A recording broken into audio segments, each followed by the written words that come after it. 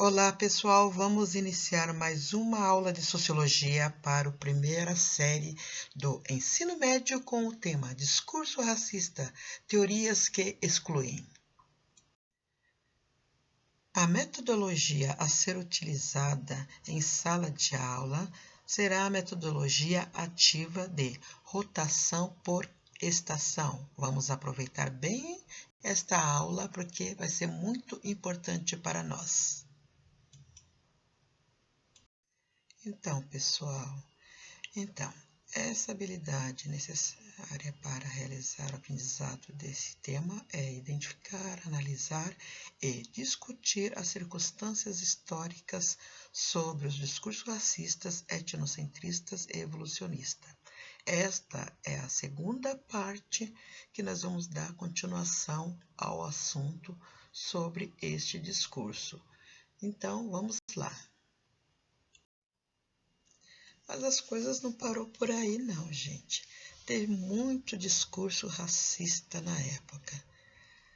Mas não parou por aí esse discurso racista, que ficou em evidência nos séculos XIX e XX, por seguintes autores. Herbert falou sobre darwinismo social. Francis falou sobre a eugenia. Cesare falou sobre a criminologia. Arthur sobre o arianismo. Nina falou sobre a mestiçagem. João Batista falou sobre o embranquecimento. E Renato falou sobre a eugenia no Brasil. Vamos assistir em outros momentos os detalhes nos links dos vídeos que se refere a cada um deles, porque é extenso o assunto, ou vamos puxar esse assunto como um trabalho de pesquisa para que a gente possamos descobrir mais coisas sobre esses discursos racistas que foram muito importantes da época. Então, após conhecer e repensar sobre os discursos racistas e visitando os vídeos sobre cada um deles e refletindo sobre essa situação de antigamente e como está a situação de hoje, responda uma pergunta para: o ideal de branqueamento ainda está presente em nosso dia a dia? O que vocês acham? Darei 3 minutos, pararei o vídeo para podermos discutirmos o assunto. Segundo o pensamento que surgiu de um antropólogo, Munanga, que explicou sobre a mestiçagem, sua fala explica que a mestiçagem representou o caminho para nivelar todas as diferenças que prejudicavam a construção do povo brasileiro. Se ela pavimentou o caminho não acabado do branqueamento, ela ficou e marcou significantemente o inconsciente e o imaginário coletivo do povo brasileiro. Na sociedade de hoje, percebemos as implicações, as consequências e os resultados do discurso racista e do projeto de branqueamento na permanência do racismo estrutural. Isto nós também iremos ver um vídeo sobre o racismo estrutural, que é muito importante para nós. Quando negros e pardos, ainda não tratados como inferiores, sofrem e são discriminados e não possuem seus direitos garantidos. Tudo isso tem uma lei para ser resolvido, essas questões, para não ficar pendente. Exemplo de racismo: quando possuem seu acesso negado, quando as empresas não pedem para fazer hora extra a mais do que os outros, ou quando as empresas pedem fotos nos currículos, quando estão em maior número entre as pessoas desempregadas, quando recebem salários menores, quando são animalizados. Tudo isso é um reflexo de racismo na história do nosso país. E isso foi levantado pelo nosso antropólogo sobre a raça. A presença do passado traz forte lembrança sobre a estrutura que era antigamente. E hoje, com a resistência, também podemos pensar o que há de justo nisso. Antigamente, a estrutura era o tráfico de escravos.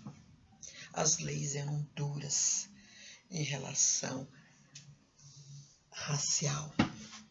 A desumanização tratava o negro desumanamente, não era gente. As teorias racistas que tinha na época, toda essa estrutura era muito pesada, muito forte para a época. Mas hoje, quando pensamos no que é justo e no que acontece, entramos com a resistência. Lutamos pelos nossos direitos e nossos deveres. Mostramos a arte.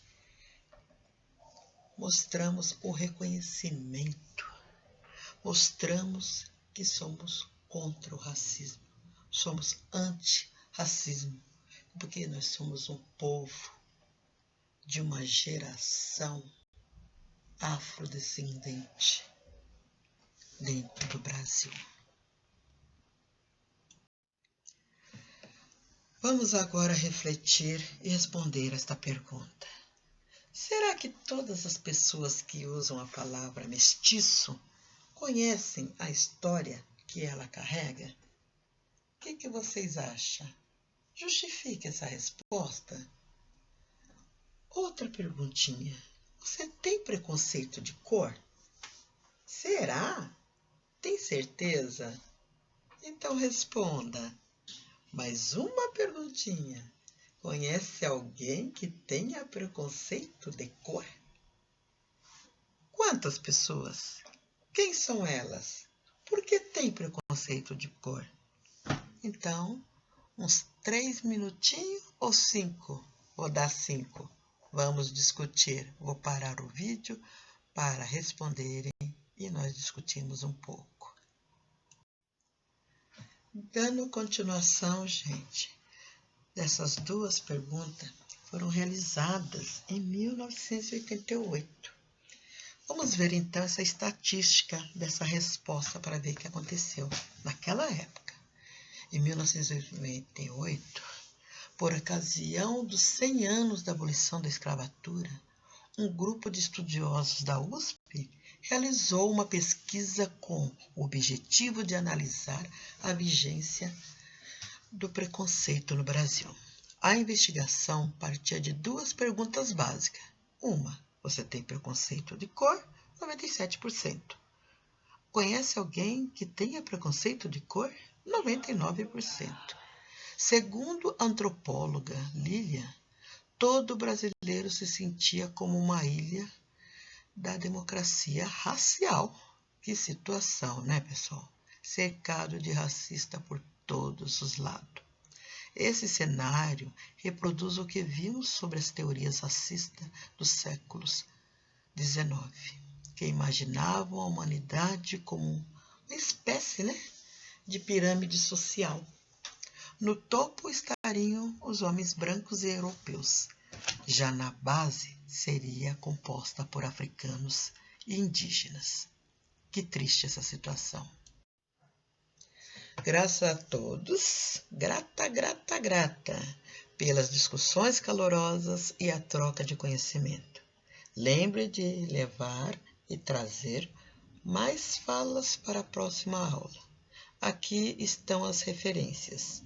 Visite o blog para buscar mais conhecimento e realizar as atividades solicitadas em sala de aula. Abraços a todos, até a próxima aula.